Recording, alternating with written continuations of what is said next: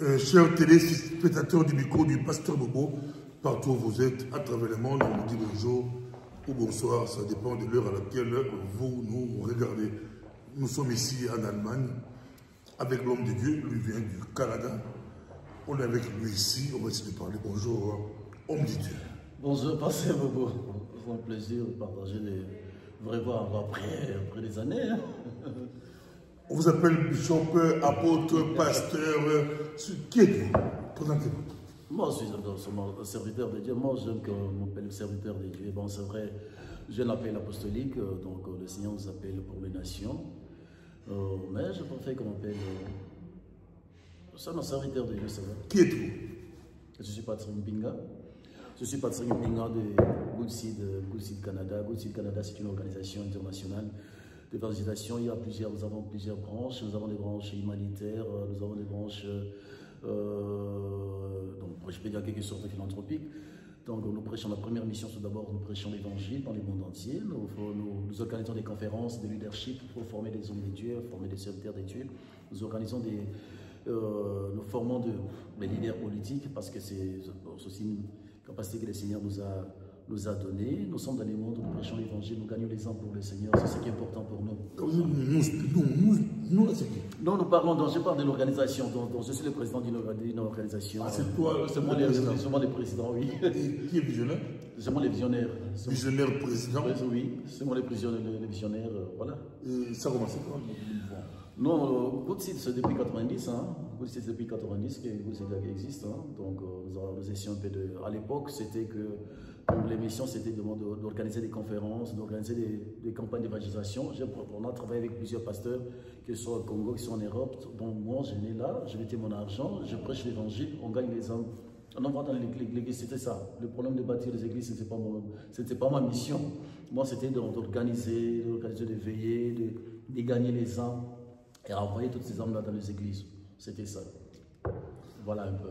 Je suis avec vous et au Canada, vous avez l'église là-bas? Ou c'est juste... Donc, nous avons notre office, hein. Main office, nous sommes à Ottawa, nous sommes à Ottawa et Ottawa et Winnipeg. C'est Winnipeg, donc là-bas c'était vraiment ça, Winnipeg. Donc c'est là où nous travaillons. Nous avons un peu des églises un peu partout, quoi. Nous prêchons les évangiles. Par exemple, en Belgique, en France, en Allemagne? En Belgique, on va débuter là. Donc on est à Goma, on est en Ouganda. On est en Ouganda, on est à Kigali. Kigali, c'est avec tout ce qui se passe actuellement. On se retirait, on est à Nairobi. Nairobi, on a Kinshasa. On a Kinshasa, voilà. Donc, vous avez retiré votre église à Kigali? Pardon? Vous retirez votre église à Kigali? Non, à Kigali, donc j'avais une église avec tout ce qui se passe actuellement. On avait une église avec tout ce qui se passe actuellement. Nous nous sommes dit que, bon, il y a des enfants d'Église qui sont là. Vous savez, avec tout ce qui se passe actuellement. Donc, il y avait des tensions qui existent entre la RDC et le Congo. Donc, on s'est méfié un peu, quoi. Mais il y a des enfants d'Église qui sont là, qui continuent à... Qu'est-ce que ça a à voir avec l'église et politique? Non, vous savez la politique, avec la politique quoi?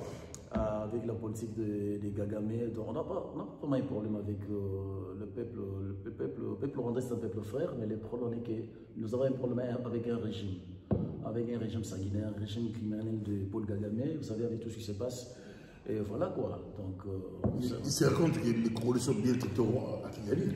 Oui, les Congolais aussi, il y a une grande communauté. Il n'y a pas de... Il y a une grande communauté à Kigali.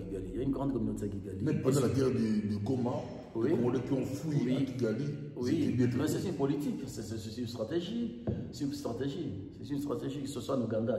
Nous avons une grande communauté en Ouganda, nous avons une grande communauté en Nairobi, au Kenya, nous avons une grande communauté en Ouganda. Alors, avec tout ce qui se passe, même à l'époque, en 2000, quand il y a eu la guerre depuis 2004, donc les Congolais sont là. Donc, ce sont des stratégies politiques.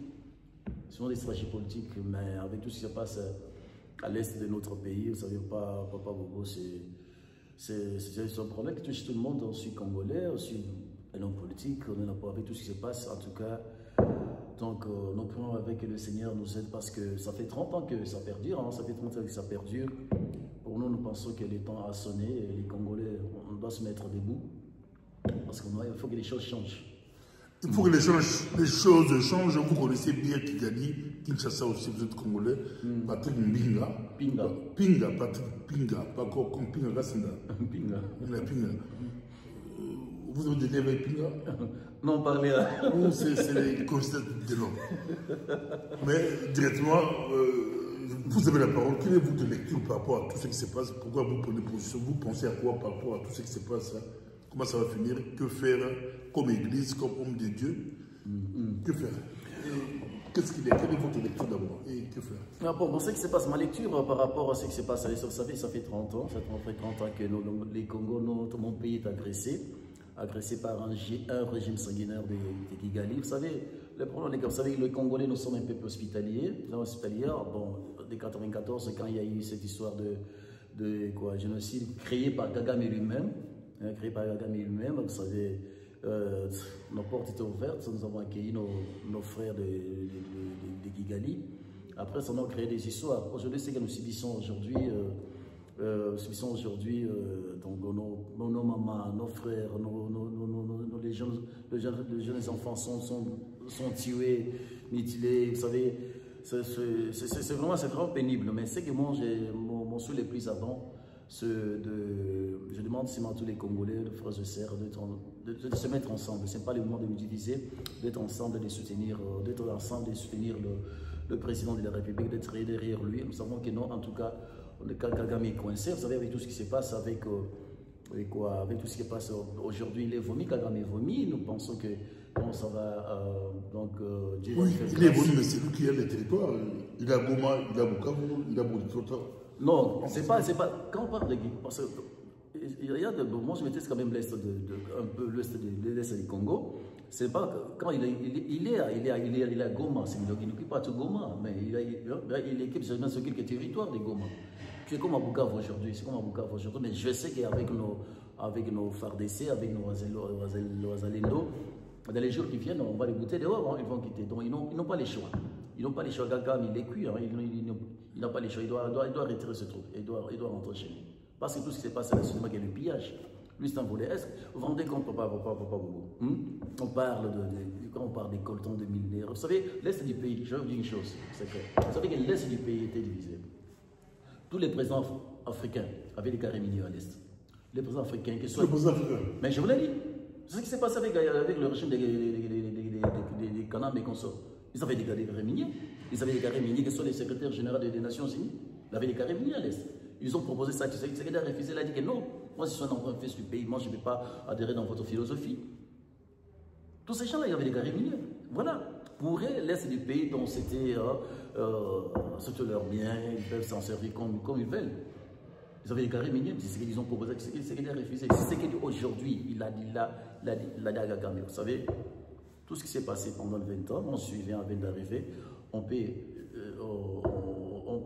essayer un peu d'évoluer autrement, c'est-à-dire, donc on peut harmoniser les choses. On sait que c'est passé est passé.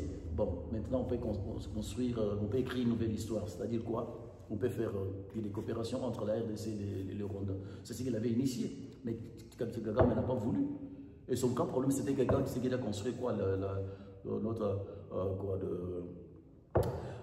il s'est dit non, voilà, il est temps de construire, quand même, de reconstruire les Congos. Alors il a appelé Kagame, il a dit, écoute, si nous pouvons travailler ensemble, ce sera une bonne chose. Mais à telle condition, je veux plus qu'il y ait des morts chez moi, que vous tuez nos frères et sœurs à cause des minéraux, non. Alors, c'est sur base de ça, parce que vous pensez dans l'air logique. Quand Tshisekedi est devenu au pouvoir, vous savez, ils pourraient penser quoi? Ils ont donné 3 mois à Tshisekedi. Ils ont dit que non, Tshisekedi doit rester là pendant 3 mois. Après 3 mois, on va les tuer, c'est fini. On va revenir au pouvoir, c'était leur stratégie. Mais aujourd'hui, ils sont surpris que non, ça fait 6 ans que Tshisekedi est là. C'était leur stratégie. Il y a été pour toutes choses. Quel reprochez-vous à ceux qui disent que Tshisekedi a pris le pouvoir? Il n'a pas compris, il n'a pas préparé l'armée, il était conscient, il a fait des voyages. Il avait eu tout le temps de préparer une armée, il ne l'a pas fait. Aujourd'hui, nous payons les conséquences. On nous prend des territoires comme s'ils allaient dans des boulangeries. Demain, ils prennent telle ville. C'est d'arriver à Kinshasa en premier là. Non, ces gens-là n'arriveront jamais à Kinshasa. Et ils savent, ils n'arriveront jamais à Kinshasa. Tout d'abord, ce sont des aventuriers, ils n'arriveront jamais à Kinshasa. Ceux qui parlent au moment de Tshisekedi, ce sont des gens c'est que la mauvaise foi. Vous savez, quand il a fait 18 ans, c'est des temps civils. Est-ce que Kabila avait préparé l'armée? Non. Avec tout ce qui est passé des mixages, brassages, ce qui s'est passé, c'était l'ère politique. Tshisekedi a refusé net, pas question de brassage, pas question de mixage. C'est ça le problème de Tshisekedi. Tshisekedi, c'est un nationaliste. Un nationaliste n'a pas voulu vraiment vendre son pays, c'est qu'il a refusé. Il a dit à Kagame, non, non, non, ça ne passera pas comme ça. Cette histoire de mixage, brassage, non, c'est fini. Est-ce qu'on avait une armée? On n'avait pas une armée. 18 ans, c'est Kabila avait préparé l'armée. Non. On n'avait pas l'armée. C'est qu'il est arrivé. Qu'est-ce qu'il a commencé à faire? Il faut commencer à former. Envoyer nos jeunes gens aux États-Unis, en France, pour la formation. On est en train de construire, on est en train de construire l'armée. On est en train de le faire. Vous savez combien d'argent qu'il a dépensé pour acheter les armes, acheter le matériel que nous avons aujourd'hui? À l'époque, ça n'existait pas. Kabila était venu pour détruire le pays. Ce monsieur-là, Kabila est venu comment au Congo? Nous savons. Il est venu, même près de lui, il n'avait rien. Il n'avait rien. Il est milliardaire aujourd'hui. Où il a reçu cet argent? On doit se poser des questions parce qu'on s'attaque aujourd'hui. C'est qu'il n'est pas pauvre. C'est qu'il n'est pas pauvre, c'est qu'il n'est pas sorti d'une famille pauvre. Quand tu sais que Kabila il était quoi? Il était chauffeur en Nairobi, tout ça, c'est qu'il était où? Parce que vous savez, il y a des gens, vous savez, on doit se rappeler quand même de certaines choses. C'est qu'il n'est pas sorti d'une famille pauvre. Il n'est pas sorti d'une famille pauvre, mais il le surpris. Non, non, non. Tu sais qu'il était voleur. C'est qu'il peut décider aujourd'hui de dire que non, je vais faire comme les autres. Piller ce pays et c'est fini. Il pouvait aussi le faire pour les autres, mais il a dit il est là. Si aujourd'hui il est incité, c'est pas parce qu'il aime son pays, il défend son pays. On doit les défendre. Ce qui se passe, toutes ces personnes-là qui disent, pendant 18 ans, qu'est-ce qu'ils ont fait du Congo? On a pillé. Il n'y avait pas l'armée. On a pillé les Congos. Les Congos se retrouvaient à moule. C'est qu'il est arrivé au pouvoir en 2019. Vous savez ce qui s'est passé avec la coalition Kekash et consorts, tout ce qui a. On l'empêchait de travailler. Vous pouvez penser que dans 3 mois, c'est fini pour Tshisekedi. On va mettre fin à son règne. On va les tuer. Mais aujourd'hui, ils sont surpris. Les Congos, c'est notre héritage. C'est pas même mon parti politique qui s'appelle Congo Mon Héritage. C'est notre héritage. Qu'ils veuillent ou pas, ils vont partir. Les Congos nous appartiennent. Moi, c'est que moi, je demande à tous nos frères et sœurs, c'est-à-dire, on doit se mettre ensemble, mettre les tribalismes. Moi, je suis de tel coin, moi, je viens de Bukavu, moi, je suis de l'Est, moi, je de l'Ouest. Non, il s'agit de notre pays. Même si Congo, Mon Héritage, c'est votre parti, mais il y a une élection aux auditeurs. On était là. On était là. Aux auditeurs. Quand on soit, mais nous tous sommes ça là. Quand on soit, pour des raisons qu'on a voté, pour des raisons, quand je prêchais, il doit y avoir homme de santé, tout ça, c'est bien quelque chose qui quelqu'un est ma place aujourd'hui. Voilà, député dans le Parlement. Oui, nous avons deux. Nous avons deux. Sur la bêtise, il y a des députés.